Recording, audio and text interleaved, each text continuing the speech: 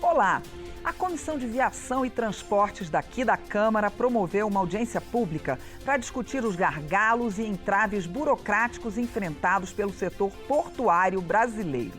Em fevereiro deste ano, o governo federal anunciou investimentos em torno de 639 milhões de reais no setor, mas em março contingenciou 52 milhões da pasta responsável pela execução orçamentária. O setor enfrenta ainda dificuldades logísticas e falta de mão de obra qualificada. O Ministério de Portos e Aeroportos trabalha para entregar até o fim deste ano um terceiro bloco de leilões de arrendamentos portuários, com pelo menos 6 projetos. Os arrendamentos previstos para setembro têm previsão de gerar investimentos da ordem de 2,5 bilhões de reais. Para conversar sobre a situação dos portos brasileiros, eu recebo aqui no Câmara Debate o deputado Paulo Alexandre Barbosa, do PSDB de São Paulo, que é vice-presidente da Comissão de Viação e Transportes e ex-prefeito de Santos. Também aqui conosco o deputado Leônidas Cristino, do PDT do Ceará, ex-ministro da Secretaria de Portos do governo Dilma Rousseff. Olá, deputados, muito bem-vindos ao Câmara Debate. Eu queria começar lembrando que entre os leilões previstos está o novo grande terminal de granéis minerais do Porto de Itajaí, no Rio de Janeiro, e previsão também para Vila do Conde, no Pará, de fertilizantes, Fortaleza de containers e 2 áreas do Porto de Santana, destinadas à movimentação de granel vegetal. É isso mesmo, deputado? Vamos começar com o senhor. Só Itaguaí, o Porto é Itaguaí, no Rio de Janeiro. Itaguaí, no Rio de Janeiro. Sim, são processos importantes. É um prazer participar com vocês aqui do debate. Nosso grande ministro, Leônidas Cristino, deputado, colega. Importante a gente discutir os assuntos relacionados ao Porto e esses leilões, eles são fundamentais para trazer cada vez mais o setor privado para viabilizar investimentos que o poder público não tem capacidade de fazer. Isso é fundamental, esse nível de parceria, para que a gente possa alavancar os investimentos de infraestrutura que o Brasil necessita. Investimentos que são imprescindíveis e que não são viáveis de serem feitos através de recursos públicos. Diria que o governo tem o desafio de agilizar, você citou alguns leilões, mas são muitos outros possíveis de serem realizados, dependendo de toda a estruturação por parte do governo. Você, por exemplo, não citou nenhum leilão do Porto de Santos, que é o maior porto da América Latina. Ia falar que a Autoridade Portuária de Santos está organizando o primeiro leilão sob a nova gestão, que é o do STS-08. Exato, existe o 08, outros em vista, que dependem o quê? Da agilidade, da burocracia estatal, para que eles possam ser rapidamente feitos, né? Até que um leilão seja publicado, existe uma tramitação, né? Um longo trâmite, muitas vezes com a participação da autoridade portuária, que é necessária, da própria agência reguladora, que nesse caso é a ANTAC, do Tribunal de Contas, e isso acaba tornando o processo moroso. E a gente sabe que as empresas, para aportar recursos, para fazer investimentos, precisam de segurança jurídica, precisam de previsibilidade, que são elementos essenciais para garantir investimentos de infraestrutura para gerar emprego e renda, que é a maior política social que qualquer país pode ter. Deputado, essa área do Alemoa, né, que é essa área do Porto de Santos, foi objeto de um leilão em novembro de 2021, mas o resultado foi um deserto, sem participação de interessados. O que fazer, depois também volta o senhor, que é de Santos, afinal, o que fazer para gerar interesse do ponto de vista desses grandes conglomerados interessados? Olha, eu tenho, assim, muita preocupação com relação a esse tipo de leilão. Por quê? Tem um ponto que eu acho muito complicado, que é a outorga. Para que outorga? Você pagar a iniciativa pública, a iniciativa privada pagar ao governo federal, não é ao Porto, ao governo federal um valor em dinheiro para ir para os cofres da União e o Porto praticamente não vê esse dinheiro. Eu sempre defendi, o deputado Paulo, ele é um grande conhecedor dessa área, eu sempre defendi não ter outorga, pegar esse dinheiro possível da outorga e botar no processo de leilão, na licitação, na concessão. É assim que foi feito antigamente e eu acho que deveria repetir. Porque é mais um aporte da iniciativa privada para dar dinheiro para a União e o sistema portuário não vai ter vantagem nenhuma, pelo contrário, vai ter prejuízo. O que é que você deve ter feito, fazer para justificar isso, a não outorga? Transformar isso, por exemplo, em tarifa, baixar a tarifa. Ou então, compra equipamentos mais modernos para agilizar a movimentação da carga. Isso é outro procedimento. E assim sucessivamente. Eu creio que um dos problemas é essa coisa da outorga, mas também existe aquilo que o deputado Paulo falou, que é TCU, ANTAC, a Autoridade Portuária e tantos outros que deveriam fazer um planejamento único para agilizar esses leilões. Caso contrário, vai ser muito difícil a gente conseguir êxito nesses leilões aqui no Brasil. Porque realmente é a ANTAC, que é a Agência Nacional de Transportes Aquaviários, e depois disso é que entra o TCU, né, deputado? O senhor acha que isso deveria ser feito ao mesmo tempo? Eu defendo uma descentralização da gestão portuária. O Brasil é um país com dimensões continentais, são 5.570 municípios. Cada porto está dentro de um estado com uma realidade específica. E na medida que há uma concentração do poder decisório em Brasília, a gente contribui para ampliar essa burocracia existente. Então a minha defesa é essa descentralização que foi dada para o Porto de Santos, né, pela primeira vez, quando você cita aí que é um processo, é o primeiro processo feito pela autoridade portuária, é porque a autoridade portuária de Santos agora, ela tem a competência para fazer os processos de leilão, coisa que não havia no passado. Uma medida acertada, acho essa, porque contribui para essa descentralização. Ninguém conhece melhor a realidade do porto do que a autoridade portuária, que é responsável pela gestão do dia a dia do porto. E isso resolve também um problema que o deputado Leônidas falou, o ministro falou com bastante propriedade, que é justamente o recurso ficar na autoridade portuária. Porque muitas vezes, quando é feito o processo de leilão e se cobra uma outorga, um determinado valor, esse dinheiro vai para o Caixa Central da União e não é aplicado no setor portuário, não é aplicado em infraestrutura. Quando a autoridade portuária lidera esse processo, como é o caso de Santos, esses recursos oriundos da outorga e de todas as taxas advindas desse processo, fica na autoridade portuária. Então, só para ter uma ideia, a autoridade portuária de Santos hoje tem em caixa mais do que muitos ministérios. Hoje são 4 bilhões quase de orçamento na autoridade portuária, fruto da destinação desses recursos de outorga para o caixa da autoridade portuária, o que, no meu ver, é muito importante, porque isso ajuda a suprir investimentos que são relevantes para o porto, como a questão da dragagem, a questão dos acessos, que são essenciais, as perimetrais do porto, que demandam investimento da autoridade portuária e que muitas vezes a autoridade portuária fazia lá, participava do processo de concessão, o Ministério fazia, e depois a autoridade portuária devolvia esse dinheiro para o Caixa Central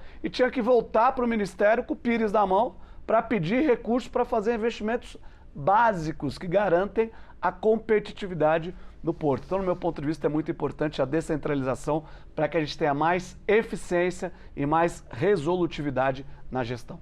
Pois é, por falar nisso, eu queria saber como é que está a questão da autonomia da gestão dos portos, né? Porque o secretário nacional dos portos afirmou que a pasta está trabalhando numa revisão da portaria 574 de 2008, que trata de regras para que as autoridades portuárias possam obter essa autonomia. Ou seja, é uma coisa que não se chegou totalmente a isso ainda, não é, deputado? Eu acho que a autoridade portuária tem que continuar na União.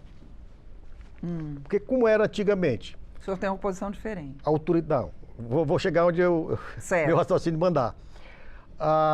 Antigamente, a autoridade portuária era a União. Era o governo federal. E delegava para o ministro da área, que seria a autoridade portuária. E cada porto tinha também a sua autoridade portuária. O presidente do Porto de Santos sempre foi autoridade portuária, como também o presidente do Porto do Rio de Janeiro era autoridade portuária do Porto do Rio de Janeiro e assim sucessivamente. E outros portos que não eram docas, tinha autoridade portuária que era delegado para o governo estadual. Que Paranaguá, por exemplo.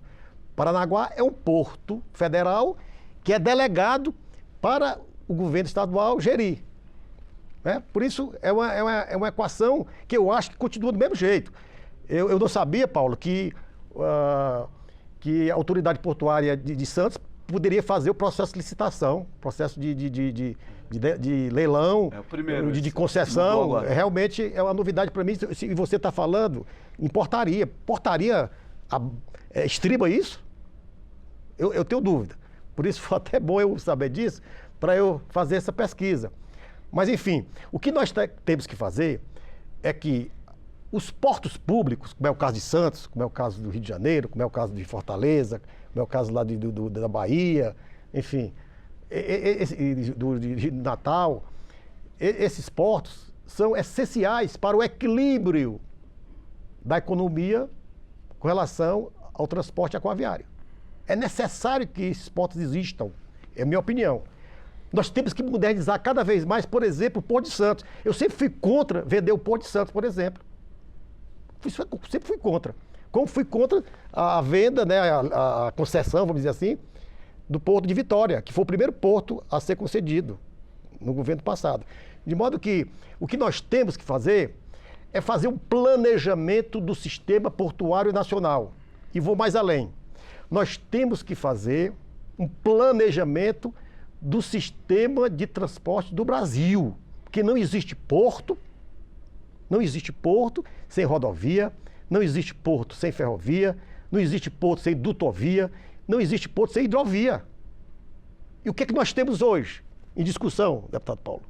Eu falo muito lá na comissão, você acompanha isso.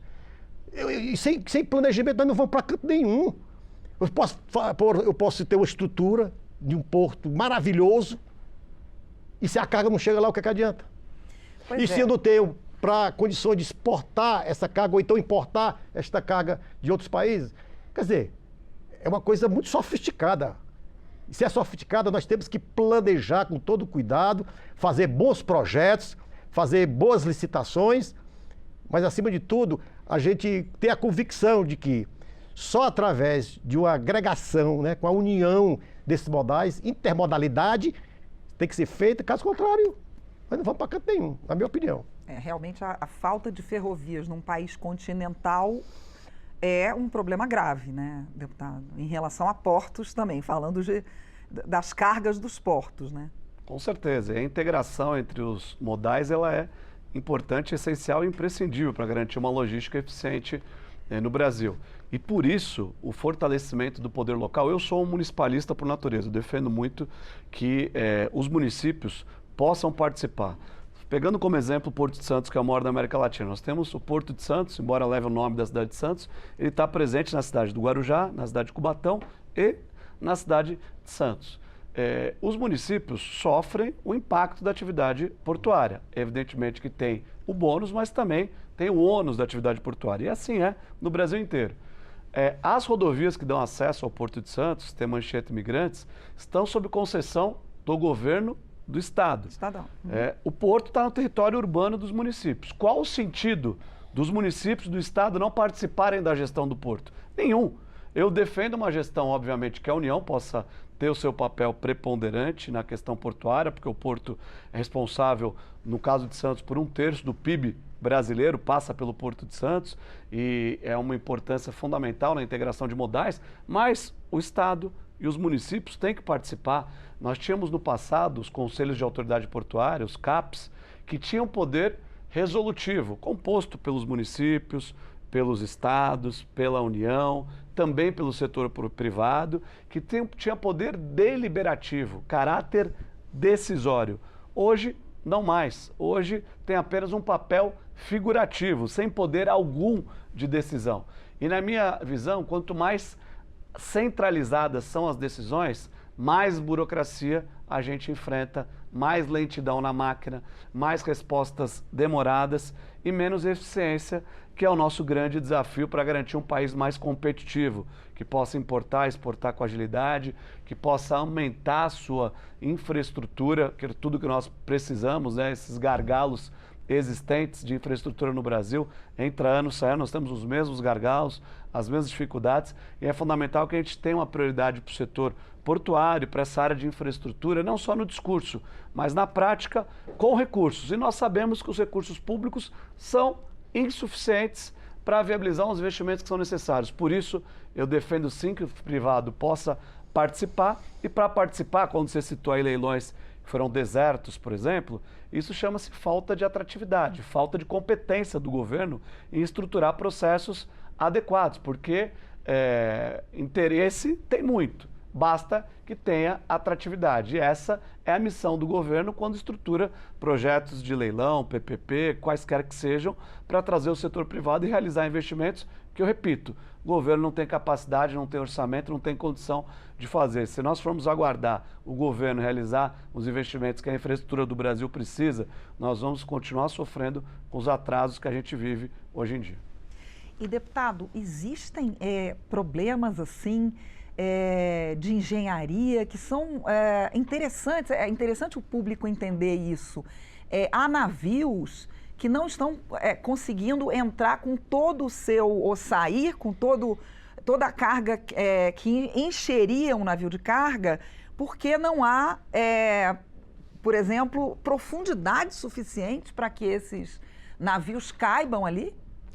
O deputado Paulo falou sobre que o governo federal não tem dinheiro suficiente para fazer os investimentos necessários para falar no Porto de Santos. Ao processo verdade, de leilões. Mas é necessário que o poder público entre com dinheiro público. Porque ninguém vai botar dinheiro privado se nem o público está colocando. Essa é uma regra. Por isso eu discordo um pouco do deputado que foi prefeito, enfim. E outro ponto é o CAP. Quando o CAP existia, Conselho de Autoridade Portuária, tinha uma autoridade portuária, que é o presidente do porto, tinha a autoridade portuária, que era o governo federal, e quem mandava era o CAP. Nós reformulamos o CAP na época, ficou consultivo, e ninguém quer dar uma opinião, só porque é consultivo, quer mandar. Né? Por isso o senhor acha que deu uma desvaziada? Eu achei esquisito. Não, na última reunião lá da comissão, eu vi a iniciativa privada achando que o CAP agora é bom. Antigamente, não queria nem ouvir falar no CAP. Por isso eu acho que isso está tendo uma incongruência. Mas, enfim, a ideia que nós tivemos naquele momento era justamente abrir a condição de facilitar os investimentos públicos, principalmente da União, com relação à melhoria e ampliar a capacidade do Porto de Santos, para citar o Porto de Santos. Por isso eu discordo um pouco do deputado Paulo. Mas com relação aos investimentos, Porto tem que ter investimento perene. É por isso que existe a autoridade portuária para administrar aqueles serviços essenciais e necessários para o Porto ter maior eficiência, que a capacidade do Porto se transforme na movimentação de carga e com preço baixo e com o menor tempo de movimentação. Essa é a regra do Porto. Você tem que conseguir isso para tornar o Porto referência, que o caso de Santos sempre foi um porto de referência importante, não apenas aqui no Brasil, mas também na América Latina como um todo. De modo que a profundidade de um porto, por exemplo, Santos tem dois problemas. Um é o canal externo, se eu não me engano tem 10 quilômetros, não me lembro mais, dá mais de 10 quilômetros no canal externo, e tem mais um tanto do canal interno. Né? Esse canal interno tem que ser dragado permanentemente. Por quê? Porque é um estuário. Estuário recebe vários rios, riachos, que levam o quê? Material orgânico, a silt, a argila, a areia, enfim. Por isso que tem que ter uma dragagem sempre, perene. Isso dá uma dificuldade muito grande, porque o porto, quando ela está com a profundidade menor, antigamente era 15 metros de profundidade, não sei quanto é que está hoje, Paulo, mas era 15 metros de profundidade e com calado de 8,5, né? 8,5 metros o calado para os navios. De modo que era um navio importante, era um porto importante. Se é um porto importante, você não pode, né, nem sonhar que ele entre com meia carga. Mas tem investimento, se eu perder aqui, eu posso perder Fio da meada. Essa crítica que eu sempre faço, Paulo. Existe o VTMS, que é um equipamento de radares, estrutura de radar, que dá segurança de acesso aos portos, principalmente aos portos que tem canais internos e canal externo. E o Santos não tem esse equipamento. Vitória tem, e Santos não tem.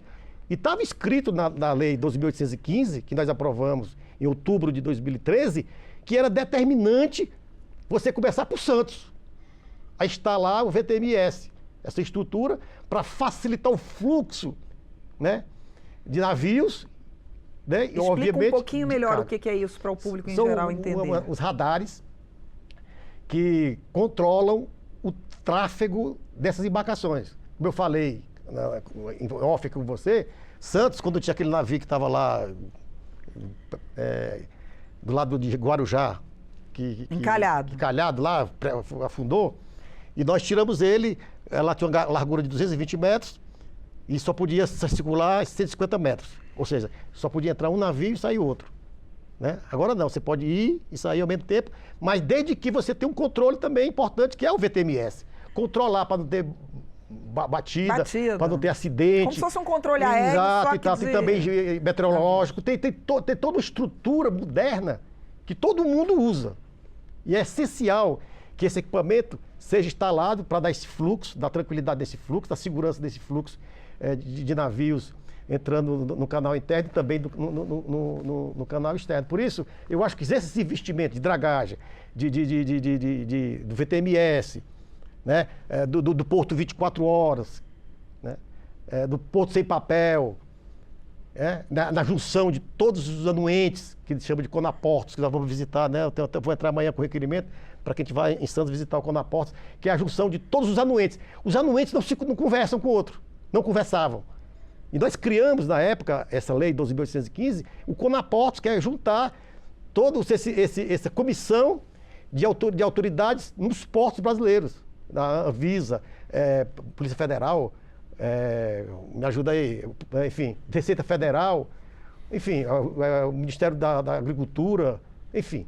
São vários anuentes que às vezes não conversavam com o outro.